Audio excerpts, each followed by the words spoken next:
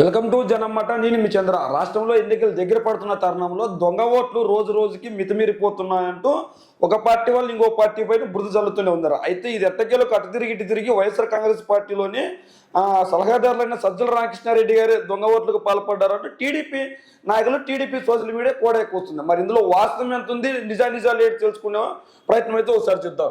TDP వాదన ఏంటంటే పొన్నూరు నియోజకవర్గంలో సజ్జల లక్ష్మి గారికి, సజ్జల రామకృష్ణారెడ్డి గారికి, సజ్జల భార్గవ్ గారికి, అదేవిధంగా నవ్య మోతే గారికి ఓట్లు ఉన్నాయి. ఇక్కడ ఈ 4 ఓట్లు సజ్జల ఫ్యామిలీవి అని వీళ్ళు చెప్తున్నారు. అదేవిధంగా మంగళగిరి నియోజకవర్గంలో కూడా ఇక్కడ నవ్య మోతే, సజ్జల లక్ష్మి గారు, సజ్జల రామకృష్ణారెడ్డి గారు, సజ్జల భార్గవ్ గారు, ఈ 4 ఓట్లు కూడా ఉన్నాయి. అంటే ఇక్కడ మనం చూడాల్సింది ఏంది, పొన్నూరు నియోజకవర్గము, ఇక్కడ మంగళగిరి నియోజకవర్గం. 2 నియోజకవర్గంలో వీళ్ళు దొంగ ఓట్లకు నమోదు చేసుకున్నారు. ఒక నియోజకవర్గంలో ఉన్నవారు ఇంకో నియోజకవర్గంలో కూడా దొంగ ఓట్లు నమోదు చేసుకున్నారు. ఖచ్చితంగా వీళ్ళు దొంగ ఓట్లకు పాల్పడ్డారు. ఖచ్చితంగా నీతి మాటలు చెప్పే సజ్జల రామకృష్ణారెడ్డి గారు ఇలాంటి పనులు చేస్తే ఎలా అని చెప్పి టీడీపీ సోషల్ మీడియా టీడీపీ చెప్తూనే ఉంది. మరి ఇందులో వాస్తవం ఎంత, మరి వాళ్ళు సంజయించుకునే పరిస్థితి ఏమైనా చేశారంటే ఖచ్చితంగా మనం ఒకసారి చూద్దాం.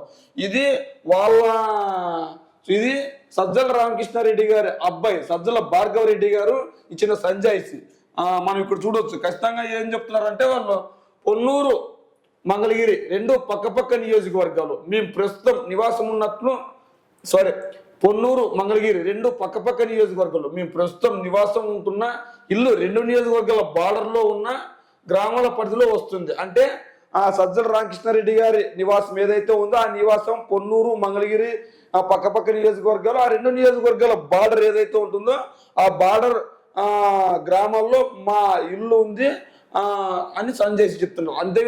అదే కాకుండా సాంకేతిక లోపం వల్ల ఓటర్ల జాబితాలో మా పేర్లు 2 చోట్ల నమోదైన విషయం మా దృష్టికి వచ్చిన వెంటనే ఒక చోట తొలగింపునకు సంబంధించి చర్యలు తీసుకొని జనవరి 31న అధికారులను కోరాం. ఏదైతే వాళ్ళకి 2 నియోజకవర్గాల్లో ఓట్లు ఉన్నాయో ఆ 2 నియోజకవర్గాల్లో ఓట్లను ఖచ్చితంగా ఒక నియోజకవర్గంలో తొలగించండి, ఇది తప్పు అని చెప్పి వాళ్ళ దృష్టికి వచ్చిన వెంటనే వాళ్ళు అప్లై చేయడం జరిగింది. ఎన్నో తేదీ ఇక్కడ వాళ్ళు జనవరి 31 తేదీనే చెప్పారు. అంటే వాళ్ళ దృష్టికి వచ్చిన వెంటనే జనవరి 31 తేదీనే చెప్పారు. అంటే జనవరి 31 తేదీ ఖచ్చితంగా ఓట్లు తొలగించండి, మాకు ఒకే ప్రాంతంలో నివసిస్తున్నాం మేము, మా ఇల్లు 2 నియోజకవర్గాల్లో ఉంది, ఆ 2 నియోజకవర్గాల్లో బార్డర్లో ఉంది, ఆ 2 నియోజకవర్గ బార్డర్లో ఉండడం వల్ల సాంకేతిక లోపం వల్ల మాకు ఓట్లు 2 చోట్ల నమోదైనా, అంటే ఇది తప్పు, ఖచ్చితంగా మా ఓట్లను ఏదో ఒక నియోజకవర్గంలో తొలగించండి అని చెప్పి వాళ్ళు అప్లై చేసుకున్నారు. అయితే ఈ లోపే మీ ఆరాటం ఆపుకోలేక దుష్ప్రచారం చేస్తున్నారు. మీలాగా దొంగ ఓట్లు నమోదు చేసుకుని గెలవాలని చూసే అలవాటు మాకు లేదు అని వాళ్ళు చెప్తున్నారు. ఏదైతే జగన్మోహన్ రెడ్డి గారు దొంగ ఓట్లతో గెలవాలని ఏ రోజు ఆరాటపడలేదు. ఖచ్చితంగా దొంగ ఓట్లు ప్రిపేర్ కావాల్సిన కర్మ మాకు లేదు. మేము ఇచ్చిపోయిన సంజాయిషీ చేయకుండా చూడకుండా కేవలం దొంగ ఓట్లు అంటే 2 చోట్ల ఉన్న ఓట్లను మాత్రమే చూసి ఇలాంటి మాటలు మాట్లాడడం ఎంతవరకు కరెక్ట్? మరి ఇదే దొంగ ఓట్ల గురించి టీడీపీ ఏం చేసిందో మనం ఒకసారి చూసుకున్నట్లయితే గత ఎన్నికల్లో 2014 ఎన్నికల్లో వైఎస్ఆర్ కాంగ్రెస్ పార్టీ పైన స్వల్ప మెజారిటీతో టీడీపీ ఆ రోజు గెలిచింది. అంటే ఎన్ని ఓట్లు మెజారిటీతో గెలిచింది? దాదాపు 5 లక్షల ఓట్ల మెజారిటీతో గెలిచింది. ఒక నానుడు ఏముంది, 2014 ఎన్నికల కంటే ముందు టీడీపీ పార్టీ 25 లక్షల దొంగ ఓట్లు సేకరించింది. ఆ 25 లక్షల దొంగ ఓట్లతోనే ఆ రోజు టీడీపీ అధికారంలోకి వచ్చిందని చెప్పేసి వైఎస్ఆర్సీపీ వాళ్ళు విమర్శలు చేస్తున్నారు. మరి వైఎస్ఆర్సీపీ వాళ్ళు విమర్శలు చేసినప్పటికీ ఏది నిజాలు తెలుసుకోవాల్సిన బాధ్యత జర్నలిజానికి ఉంటుంది. మరి జర్నలిజం నిజంగానే వీళ్ళు ప్రయత్నించేటట్లుంటే మరి ఆ రోజు కేవలం 5 లక్షల ఓట్లతోనే గెలిచిన టీడీపీ పార్టీ మరి ఎందుకు 25 లక్షల ఓట్ల గురించి మాట్లాడట్లేదు? అదేవిధంగా కుప్పం నియోజకవర్గంలో 30,000 ఓట్లు దొంగ ఓట్లు ఉన్నాయి. ఆ 30,000 దొంగ ఓట్లను కనుక్కొని తీసేసింది వైఎస్ఆర్సీపీ ప్రభుత్వం కదా. మరి వైఎస్ఆర్సీపీ ప్రభుత్వం దొంగ ఓట్లను ప్రోత్సహించే విధంగా ఉంటే మరి ఆ 30,000 ఓట్లు ఎందుకు తొలగించింది? మరి 2014లో పక్కన పెడితే 2019 ఎన్నికల్లో చంద్రబాబు నాయుడు గారు కుప్పం నియోజకవర్గంలో గెలిచిన మెజార్టీ ఓట్ల శాతం ఎంత? 30,000 ఓట్లతో గెలిచారు. అంటే అక్కడ దొంగ ఓట్లే 30,000 ఓట్లు ఉన్నాయి. దాదాపు 30,000 ఓట్లు దొంగ ఓట్లు ఉన్నాయి. అంటే ఆ దొంగ ఓట్లతో ఇన్నాళ్ళు గెలుస్తూ వచ్చాడు చంద్రబాబు. ఆ దొంగ ఓట్లు ఉన్నాయి కాబట్టి ఇన్నాళ్ళు ధీమాగా ఉన్నాడా? అంటే 2014, 2019 ఎన్నికల్లో దొంగ ఓట్లతోనే చంద్రబాబు నాయుడు గారు కుప్పం నియోజకవర్గంలో గెలుస్తూ వచ్చాడు. 2019 ఎన్నికల్లో దొంగ ఓట్లు తొలగించిన తర్వాత స్థానిక సంస్థల ఎన్నికలు జరిగితే కుప్పం నియోజకవర్గంలో ఒక్క స్థానానైనా టీడీపీ గెలుచుకుందా అంటే గెలుచుకోలేదు. అంటే కుప్పం నియోజకవర్గాన్ని దొంగ ఓట్లు పెట్టిన కోటగా మార్చింది చంద్రబాబు నాయుడు గారు. టీడీపీ పార్టీ కేవలం దొంగ ఓట్లతోనే గెలుస్తూ వచ్చింది. యావత్తు టీడీపీ అధినాయకుడు చంద్రబాబు నాయుడు గారు కుప్పం నియోజకవర్గంలో 30,000 దొంగ ఓట్లు ఎలా ఉన్నాయి? అదే జగన్మోహన్ రెడ్డి గారి ఇలాకా కాదు, జగన్మోహన్ రెడ్డి జిల్లా కాదు, అది కుప్పం నియోజకవర్గం చంద్రబాబు గారి అడ్డా అని చెప్పుకుంటారు. మరి కుప్పం నియోజకవర్గం చంద్రబాబు గారి అడ్డా అయితే మరి 30,000 ఓట్లు ఎలా వచ్చాయి మరి కుప్పం నియోజకవర్గంలో? మరి దీన్ని ఎందుకు మాట్లాడట్లేదు, దీని గురించి ఎందుకు రాయట్లేదు? మరి అంటే కేవలం వైసీపీ వాళ్ళపై బురద చల్లడమే పనిగా పెట్టుకున్నారు తప్ప మరి నిజంగానే చంద్రబాబు నాయుడు గారు నిజాయితీతో సిద్ధసిద్ధితో గెలిచేవాడైతే 2014 ఎన్నికల్లో 25 లక్షల ఓట్లు ఈ ఆంధ్రప్రదేశ్లో దొంగ ఓట్లు ఎలా నమోదు చేశారు? మేధావులు ఎంతో మంది చెప్తూనే ఉన్నారు. 2014 ఎన్నికలప్పుడు అంతకు ముందు 25 లక్షల దొంగ ఓట్లు సేకరించారు. ఆ 25 లక్షల ఓట్లతో 2014 ఎన్నికల్లో గెలిచాడు. ఆ 25 లక్షల ఓట్లు కనుక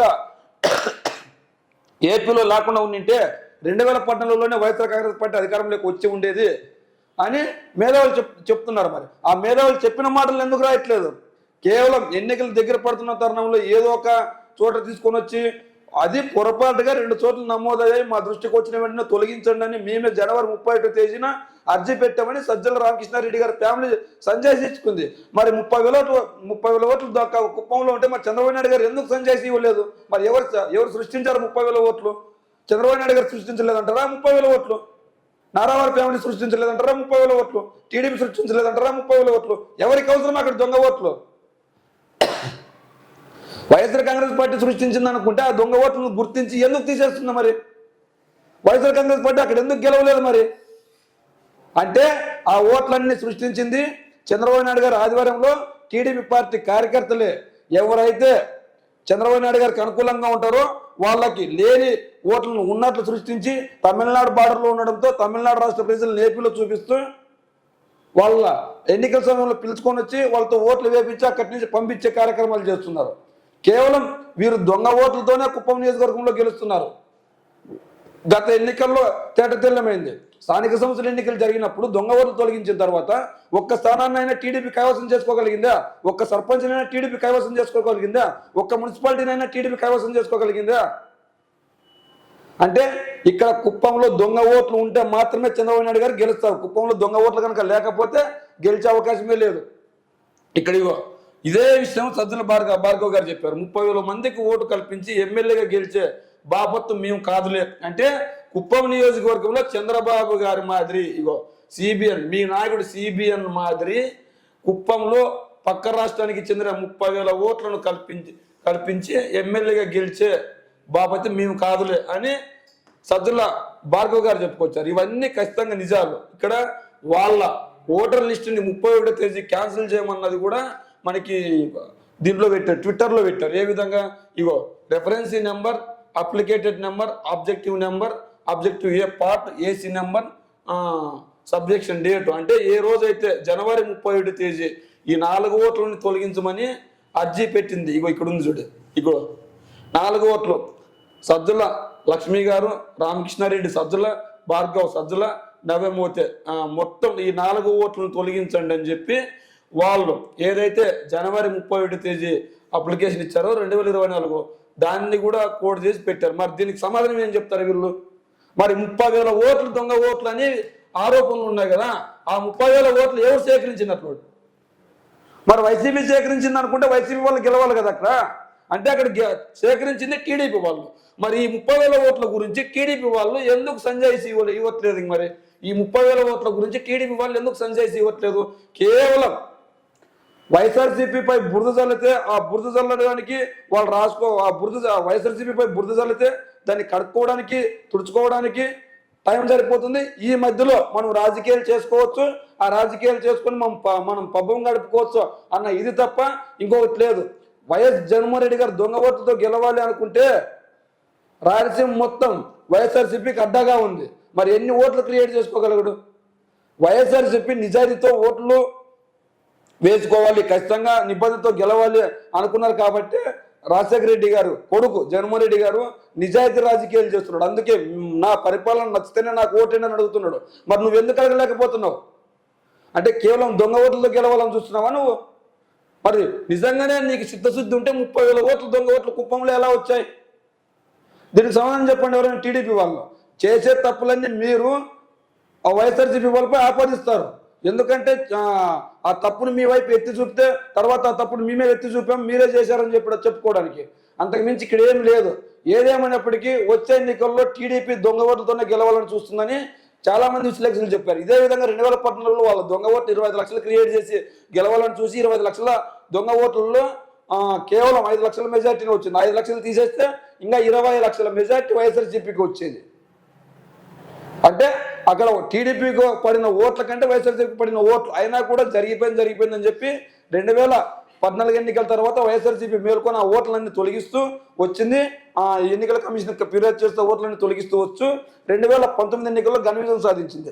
2019 ఎన్నికల్లో ఘన విజయం సాధించినప్పటికీ ఇంకా ఎక్కడో ఒక దొంగ ఓట్లు ఉన్నాయని చెప్పి పూర్తిగా నిఘా పెట్టి కుప్పంలో 30,000 ఓట్లు దొంగ ఓట్లను గుర్తించి ఆ ఓట్లను తొలగించి కుప్పంలో జరిగిన స్థానిక సంస్థల ఎన్నికల్లో ఏ ఒక్క మున్సిపాలిటీని, ఏ ఒక్క సర్పంచ్ పదవిని, ఏ ఒక్క ఎంపీపీని, ఏ ఒక్క ఎంపీటీసీని వదలకుండా అన్నిటినీ వైఎస్ఆర్సీపీ కైవసం చేసుకుంది.